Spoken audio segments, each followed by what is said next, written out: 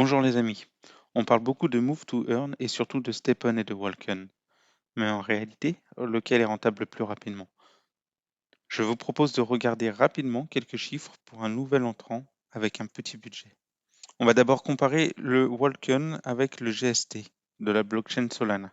Ensuite, on regardera le Walken par rapport au GMT qui va bientôt sortir et enfin quelques comparaisons globales.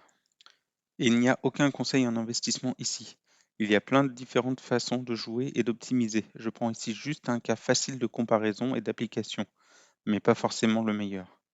De plus, c'est un état aujourd'hui qui ne présage ni de l'avenir, ni des différentes évolutions des deux Move to Earn qui peuvent avoir un impact important sur les cours.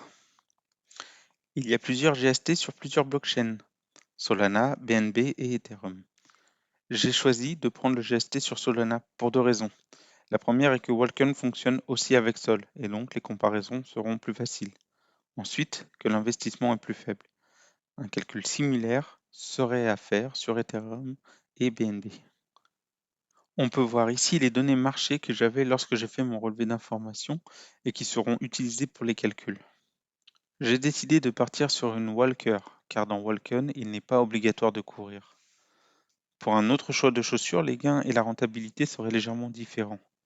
N'hésitez pas à ajuster vos stratégies. J'ai aussi décidé de prendre directement une chaussure level 19 pour éviter le temps du leveling et aussi car le prix reste encore abordable et les gains sont un peu plus intéressants. Il y aurait moyen d'optimiser un peu le ROI en prenant une chaussure qui a déjà fait des mint breed. Néanmoins, dans les deux jeux, Stepen et Walken, c'est une mécanique intéressante qui peut générer des gains suivant la période et les conditions du marché. Au vu de la faible différence entre 0 et 1 bride, j'ai donc choisi de prendre un NFT sans bride afin de laisser cette possibilité ouverte. En regardant sur la marketplace, j'ai donc trouvé cette chaussure qui n'est pas mal et qui suit les conseils d'optimisation de Stephen Guide. Elle sera ma référence. On voit sur cette chaussure qu'on aura un gain net incluant donc la réparation de la chaussure à 13,39 GST jour. Ici, je ne traiterai pas les Mystery Box, qui peut faire partie d'une stratégie à part, mais qui est plutôt orientée pour les joueurs investissement un peu plus. L'usure de la barre d'énergie grise n'est aussi pas prise en compte ici. La réparation ne devrait pas être obligatoire d'ici le ROI, sinon il faut prévoir une perte de quelques jours, sauf coup de chance en Mystery Box. On voit donc qu'on a un ROI d'environ 118 jours en utilisant les deux énergies par jour tous les jours. Maintenant, du côté de Walken, on voit qu'avec les 1,5 sols nécessaires pour la chaussure Stepon, on peut prendre deux 4 légèrement meilleurs que le floor price. Il est plus difficile sur Walken d'établir un gain fixe par jour. On va donc partir sur une moyenne de 5 Walken pour un level 6 et 1 Walken pour le 4 gratuit. Ces chiffres sont sortis de mes propres performances sur un peu plus d'un mois, donc à peu près représentatifs de ce qui est possible de faire. On arrive donc avec le même investissement de base à sortir 11 Walken jour. On a donc un ROI de 100 jours. Le delta n'est pas énorme, mais avec les valeurs du cours utilisées, on voit que Walken est légèrement en tête. 118 jours versus 100 jours. Encore une fois, mes hypothèses de départ pourraient être améliorées en visant une autre stratégie et ou modifiant l'investissement de départ. Aussi, ces résultats sont très sensibles aux variations des cours des tokens. Regardons maintenant le GMT versus Walken. Le gain en GMT n'est pas encore lancé et les calculs ne permettent pas d'avoir de valeur aujourd'hui. On va donc avoir une démarche inverse, c'est-à-dire combien de GMT on devra gagner au minimum pour être plus rentable que Walken. Comme vous le savez certainement, pour gagner du GMT, il faudra une chaussure level 30. Avant, il y avait une condition de 3 énergies minimum, mais cette condition a été retirée.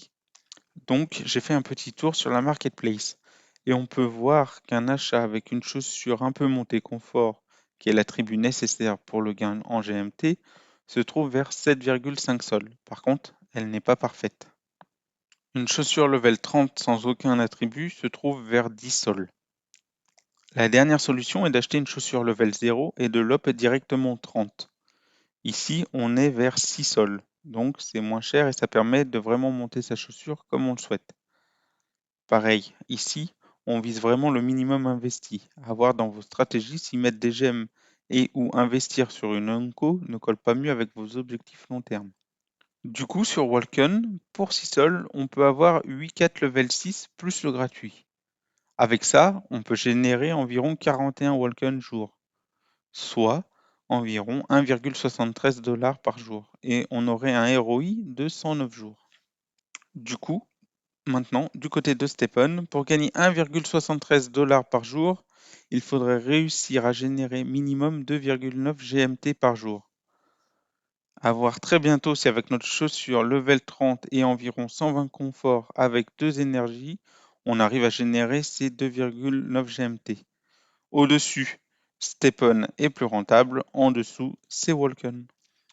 Pour conclure, avec un investissement équivalent, on a le choix entre une chaussure confort level 30 ou 8-4.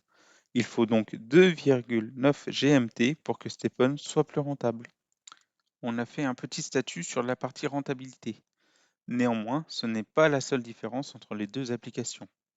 Il y a des différences notables en dehors de la rentabilité. J'en ai listé quelques-unes qui sont assez subjectives mais qui pourraient orienter votre choix. On voit que la supply de Walken est 3 fois plus petite, à voir si le nombre d'utilisateurs est proportionnel. Je n'ai pas vérifié les chiffres. Un point important dans Stepon, une session de course est obligatoire pour gagner des tokens, ce qui n'est pas le cas de Walken. Il semblerait que les gains de GMT dépendent du moment et du nombre d'utilisateurs qui jouent en même temps. Il y aura donc des créneaux plus rentables que d'autres. Un investissement plus faible est possible sur Walken. En contrepartie, il y a plus de variantes possibles sur Stepon entre les différentes blockchains et les types de chaussures pour s'adapter à votre allure de course. Voilà, j'oublie certainement des différences. N'hésitez pas à bien faire vos recherches. Entre les deux, je trouve que le delta est faible sur la rentabilité pour ces petits investissements. Et donc pensez à regarder les à côté qui vous correspondent le plus. Si vous investissez plus dans les deux applications, il y a d'autres stratégies qui peuvent être envisagées. Donc envisagez-les avant d'investir. Si la réflexion vous a plu, pensez à like la vidéo et abonnez-vous pour plus de contenu.